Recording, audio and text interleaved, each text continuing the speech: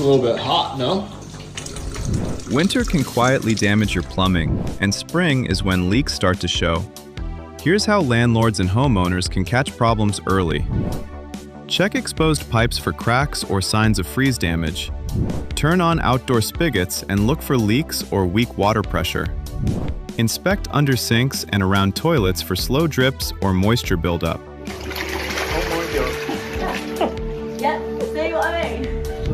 Test your sump pump, especially before heavy spring rain. Small leaks today can turn into major water damage tomorrow. A quick plumbing check now can save you thousands in repairs. Follow for Part 5, Spring Landscaping Tips to Boost Curb Appeal.